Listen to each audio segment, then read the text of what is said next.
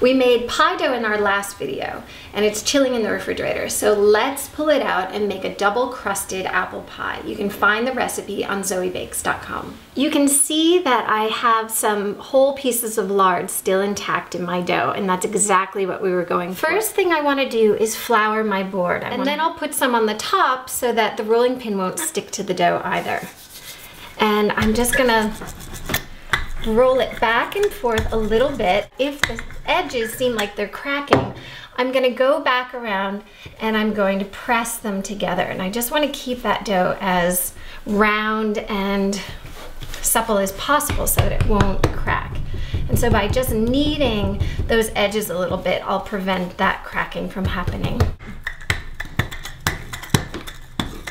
And I'm just gonna roll this out until it's the right size to fit into my pie plate. And I have this really beautiful Emile Henry pie plate, but it's very big, and so I need to go a little bit wider. And there, I think I'm just about done. To get the dough into my pie dish, I'm gonna fold the dough over my pin like this, bring the pie plate over, and then lift the dough up using my rolling pin and then drape it into the dish. Once you have your pie dough in position, it's time to fill the pie. When I'm baking an apple pie, I like to use a variety of apples. Some are tart, some are sweet, some keep their shape really beautifully when they're baked, and some fall apart and make sauce. And the combination of those flavors and textures make for the best pie. And I'm just gonna fill my pie shell.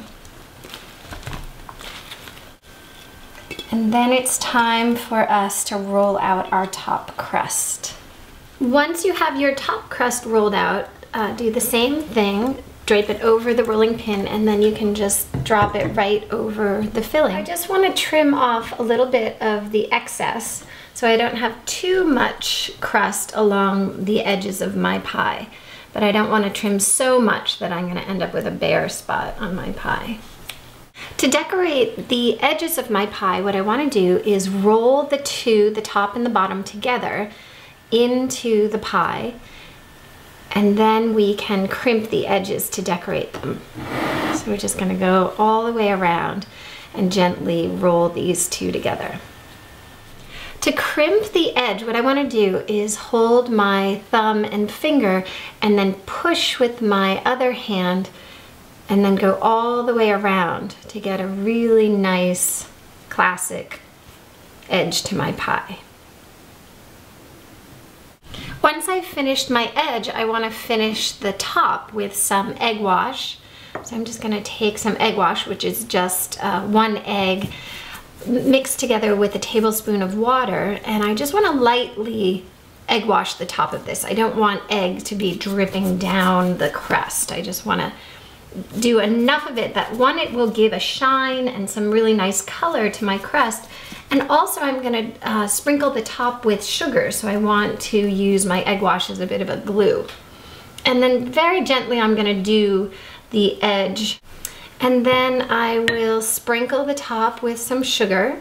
I'm gonna take my knife and create some steam vents on the top here. And that will allow the steam to escape as the apples are baking. There, now we're ready to go into our oven.